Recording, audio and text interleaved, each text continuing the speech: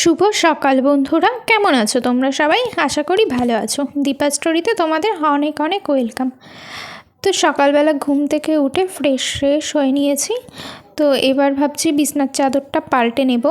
তো অনেক দিনই হয়েছে বেড কভারটা পাতিয়েছি, তো সময় হচ্ছিল না, ওই কারণে পাল্টানো হচ্ছিল না। তো আজকে পাল্টে নেব। তো এবার জানলাটাকে একটু খুলে দিচ্ছি। তো এক সাইডে অল্প একটু জানলা রয়েছে, আলমারির জন্য পুরো জানলাটা ঢেকে গেছে, ছোট জায়গা হলে যা হয়।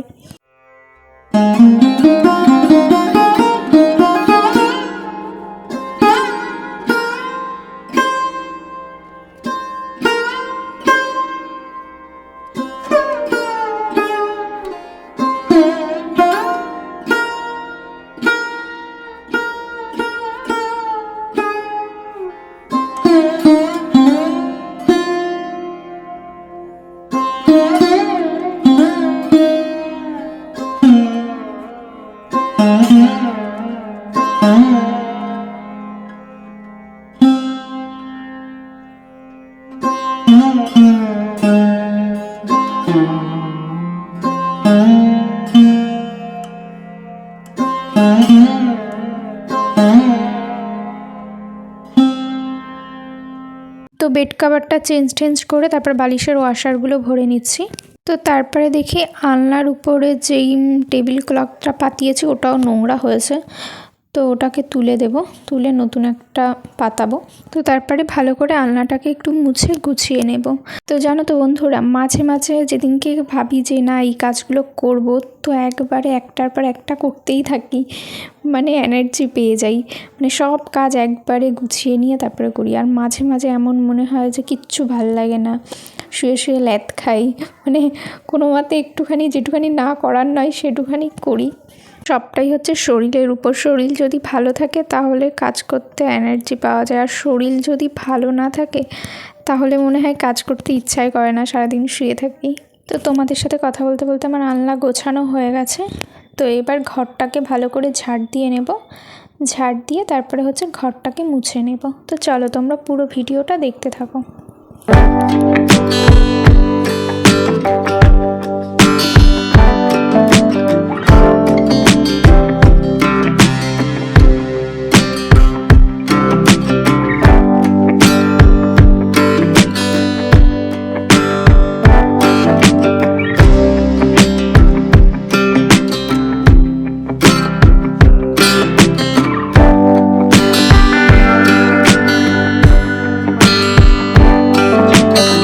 ঘর বাড়ি ঝাড় দিয়ে মুছে টুছে নিয়েছি। তো দেখো এবার রুমটাকে একটু ফ্রেশ লাগছে।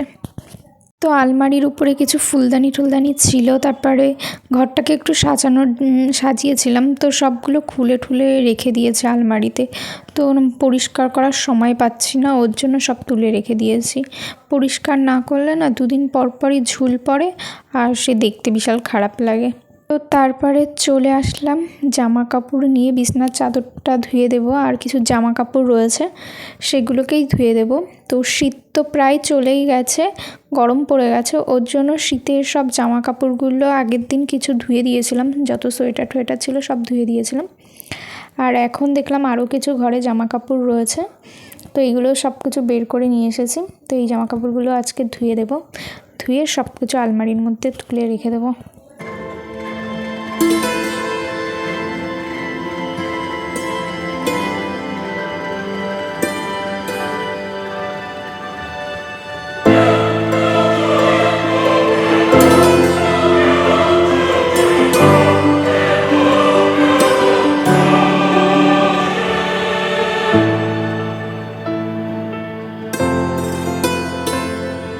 তো কালকে সব এই সোয়েটার জামাগুলো সব ধুয়ে দিয়েছিলাম, তো শুকায়নি, হালকা হালকা ভিজা ভিজা আছে। তো এগুলোকে নেড়ে দিলাম, রোদ উঠেছে হালকা, তো শুকিয়ে যাবে।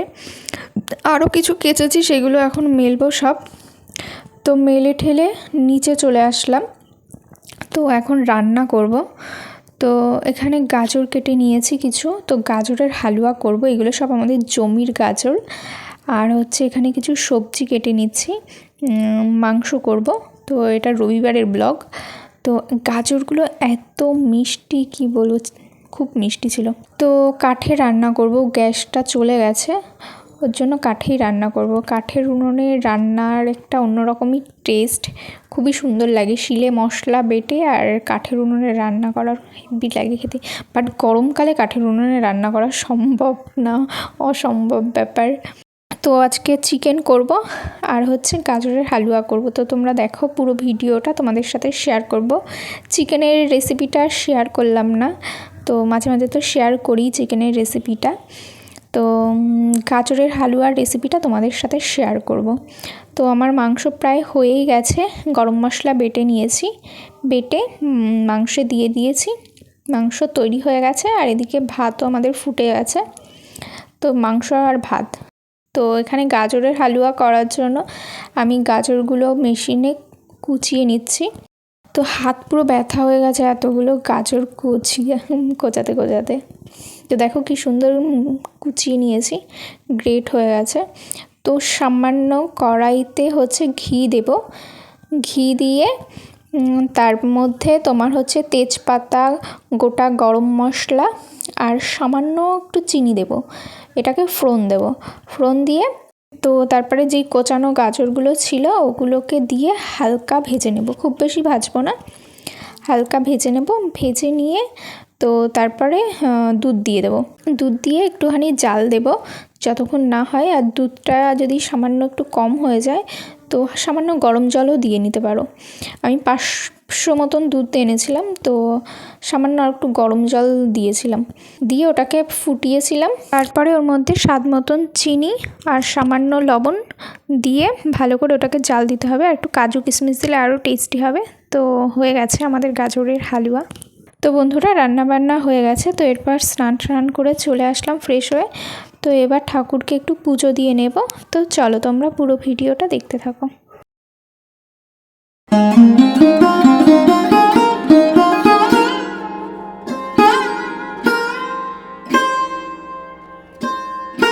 তো আমি পুজো টুজো দিয়ে চলে এসেছি। তোমাদের দাদা ভাই এদিকে দেখি আমার জন্য ভাত বেড়ে নিয়ে এসেছেন, নিজেও ভাত বেড়ে খেতে বসে গেছে, ওর খুব খিদা পেয়েছিল। তো আমি ওইদিকে ভাত খেয়ে নেব। তো চিকেন আর হচ্ছে ভাত। তো খেয়ে দিয়ে শুয়েছিলাম। তো ঘুম থেকে উঠে দেখি জামা কাপড়গুলো সব শুকিয়ে গেছে। তো জামা কাপড়গুলো সব তুলে নিচ্ছি। তো আমার প্রতিদিন ভিডিও দেয়া হচ্ছে না, আগে তো একদিন পর একদিন ভিডিও দিতাম, তো এখন হচ্ছে না, কেন ভিডিও করাটা না অনেক চাপের হয়ে যায়। এই ভিডিও সব একটার পর একটা সাজিয়ে করা, তারপর হচ্ছে এগুলোকে এডিট করা, তারপর হচ্ছে প্রচুর অনেক খাটনি, তো সময়ও হচ্ছে না। তো ওর জন্য ভিডিও ঠিক মতন করা হচ্ছে না। আগে তো 2 দিন পর দিতাম, এখন 5 দিন পর দিই।